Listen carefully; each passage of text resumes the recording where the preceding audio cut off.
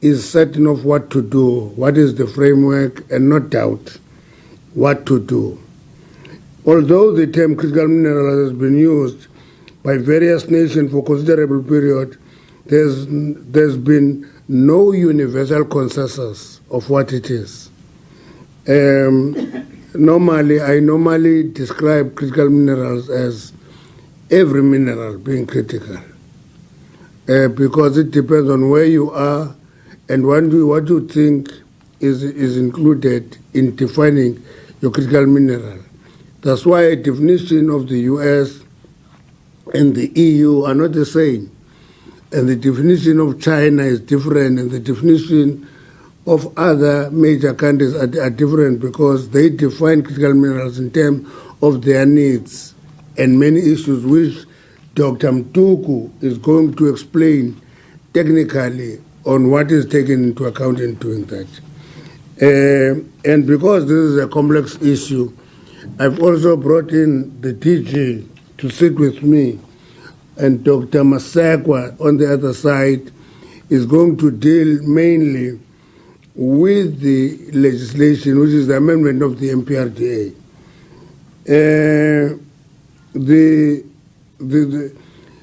The word critical minerals is used in many terms. Others use the term interchangeable as critical minerals, as strategic minerals, as future minerals, referring to the same issue of the critical minerals.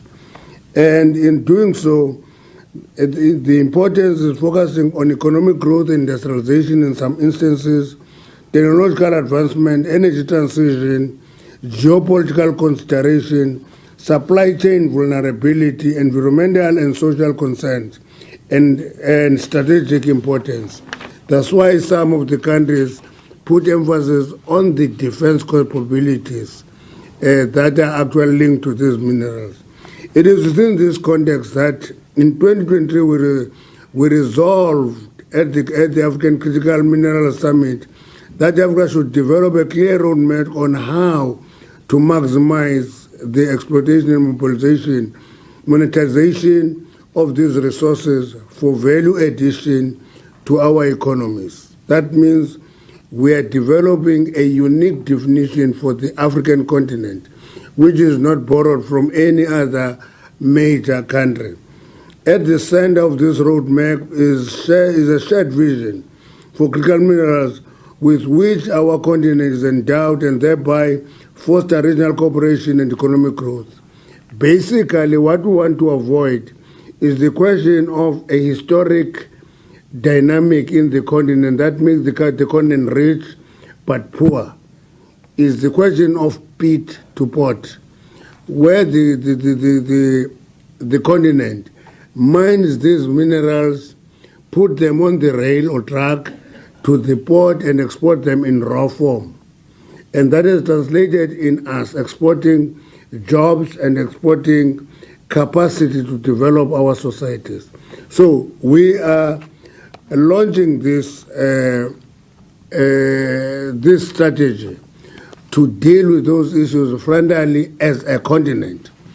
We are going to take this strategy to the continent, and then to realize this shared vision, the department assigned MINTEC, where Dr. Mtuku is the CEO, the responsibility to coordinate and the development of South African critical mineral strategy, with the intention to foster investment into exploration, beneficiation, building resilient local value chain, research and development, skills development, strengthening regional integration, and international partnerships to position the country as a major player in the global critical minerals market. So we're looking into all these issues. That's why we commissioned the study to a research institution, which is MINTEC. And in that research, they involved the sector. I'm hoping that the Mineral Council agrees that they were part of developing the strategy. So it's a sectoral strategy. We don't want to actually work in silos and do things that will have different interpretations in the sector. The drafting of the study commenced with adopting of a robust methodology to determine the aspect of critical minerals. This methodology was based on 8 indicators, including inter alia, export potential, employment indicators, supply risks, export sales, domestic sales, and sustainability indicators. This focus ensured that minerals with the highest potential to drive economic and industrial growth are prioritized, which then provide guidance in determining the criticality of specific mineral commodities. And then at least 21 commodity studies were undertaken in parallel with the work of determining the critical minerals. And these commodity studies sufficiently provided a clear picture of the state of the mining industry in South Africa. So we're not just looking at critical minerals, we also look into the state of the mining industry in the country. Because it's easy for people to say mining is going to be a sunset industry, mining is not growing, and this study of individual minerals made sure that when we develop the mineral strategy for the country and looking at the state of the minerals in South Africa, we look into individual critical minerals rather than just having a generalized view. Maybe let me just digress, Dr. Mtuku, and say, historically, South Africa has been a gold mining destination, and people actually equated mining to gold mining. The fact that we've been mining gold for 440 years plus is translating into a decline of gold mining. And many people, when they say decline of gold mining, see that as the decline of the mining industry. And it's not the same. Gold is in decline because every time of gold taken out of the ground doesn't grow again. Mining is not like Coke where you mix syrup and water and produce a drink. You mine it, one kilogram is out, that 1 kilogram doesn't return. So when you've been mining gold for 140 years, decline is natural, but you are growing in a number of other minerals. So Ndadem Tuku is going to elaborate on that. Whereas every mineral is found to be critical for various reasons, the study has identified the following minerals as high critical minerals for South Africa, based on their criticality informed by the site indicators. They are platinum, manganese, iron ore, coal, and chrome ore. Those are the top 5 minerals in terms of criticality. Let me repeat them because they're quite important. Platinum, group metals, PGMs, manganese, iron ore, coal, and chrome ore. The study has further identified mineral commodities such as gold, vanadium, palladium, rhodium, and rare earth elements as minerals with moderate to high criticality. So it's not limited to the 5, but they actually categorize these minerals in terms of their criticality. And minerals such as copper, cobalt, lithium, graphite, nickel, titanium, phosphate, fluorspar, zirconium, uranium, and aluminium were identified as minerals with moderate criticality. So they are all in the list of critical minerals and categorized in terms of their criticality. The list will constantly be reviewed and updated as critical classification mix is dependent on underlying market conditions, exploration, technology advancement, substitutionality, and recycling and geopolitics, among others. I'm sure you will know that if you monitor geopolitics, you'll find out that some of them that is the center of negotiations is that we'll negotiate peace for you, but give us your minerals. It is not exceptional to a particular country. It is a strategy that faces all the countries that have deposits of critical minerals. So we should analyze that situation very carefully. Additionally, the research does not view critical minerals in isolation. Instead, They are treated as part of a larger ecosystem that drives essential technologies such as electric vehicles, hydrogen fuel cells, wind turbines, battery storage systems, microelectronics, and advanced manufacturing. To this end, the strategy identifies the following 6 pillars with target intervention for critical minerals development and beneficiation close to the point of production. So our view is that critical minerals should be developed and be beneficiated close to the point of production. That means we must reverse the historical pit to port approach, where you mine and export raw commodities. So geoscience mapping and exploration, the study recognizes that mineral discovery is a function of exploration and that geology mapping plays a vital role in identifying resource potential and directing efficient exploration efforts.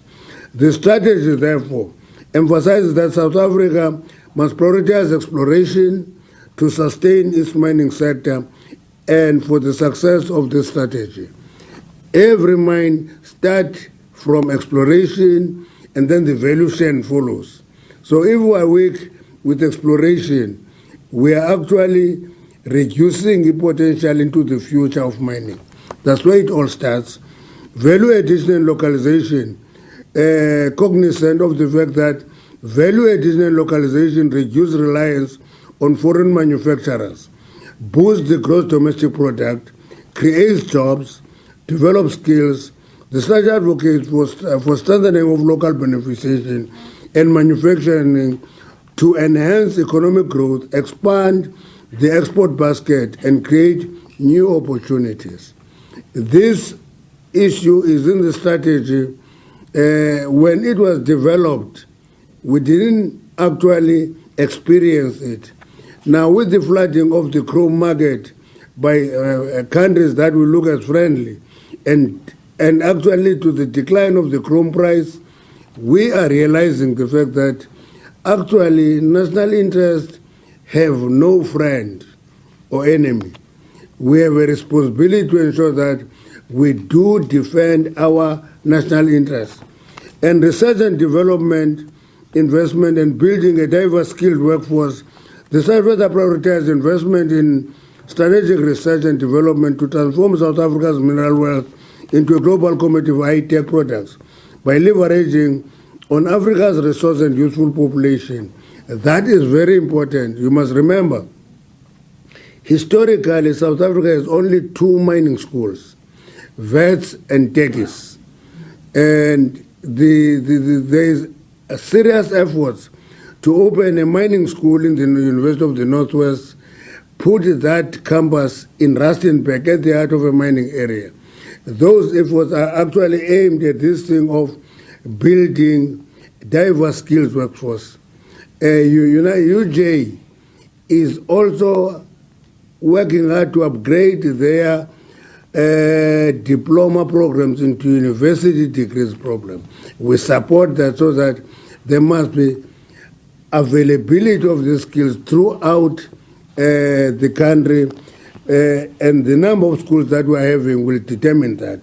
The strategy stresses investment in strategic infrastructure and energy security for sustainable mining and downstream value addition. Financial instruments to support beneficiation. The strategy stresses that the robust fiscal framework is essential to support the strategy. Hence, it calls for a stable and competitive environment while aligning with broader geopolitical and economic objectives. The point we're making there is that it is not dependent only on the private sector to develop beneficiation. The state must have an active interest and contribute resources in developing beneficiation. Harmonization of policy and regulatory instruments. The strategy recognizes the agency to implement policies that can provide an enabling environment for increased mining outputs and improve competitiveness. To ensure policy and regulatory certainty and enhance investor confidence, the department has reviewed the proposed amendments of the Mineral and Petroleum Resource Development Act, the MPRDA of 2002. mindful of the fact that a stable legal framework is essential to attract and retain investment, foster inclusive economic growth, and sustainable resource development. The Mineral Resource Development Bill of 2025 seeks to align mining legislation with evolving policy and economic conditions and global shift, while ensuring that it reflects current industry needs and government priorities. So that is a second policy framework area that has been approved by Cabinet. So it's quite important for us to have that. For example, if you look into this legal framework, somebody in the portfolio committee said to me, there is no investment until we have to point to them that just monitor the consolidation of black capital in mining. It's growing at a fast rate. You need to analyze. And what we think we'll have to do into the future is to commission a research on black capital formations post-independence. Because in South Africa, contribution of the state to capital formations is always categorized as crime and corruption. But the reality of the matter is that any country that moves and gets liberated, the state has a responsibility to support and develop capital formations post-independence. And in South Africa, we have not done that very well. And we think that state must be an observer and allow that to be left to the private sector, but the state must contribute to capital formations. But when we do that study, you will understand the development of, for example, if you take coal mining in South Africa, it is owned and managed by black South Africans. And if you go to manganese, that contribution is growing. If you go to platinum, it is coming up. Gold is coming up slower. And we always explain to people that this is a function of a capital front loading that is necessary for particular categories of minerals. If that mineral is actually open cast, there is less demand for capital formations that must be front loaded. But if you go deeper, gold, the deepest gold mine is 4 kilometers deep. Now, if you are an emerging company, you are not going to be able to cope with 4 kilometers deep in the mine because of its depth, because of the heat, because of the complicated mining experience that is necessary. And the bill proposes streamlining administrative processes to ensure proper alignment of National Environmental Management Act and the National Water Act, and thereby reduce bureaucratic influences and improve turnaround times for mining rights, permits, and regulatory approval. The bill further introduces a licensing regime for artisanal and small-scale mining operations, and in so doing formalize artisanal and small-scale mining operations, ensure compliance with environmental safety and labor regulation, as well as reduce the risk of illegal mining activities.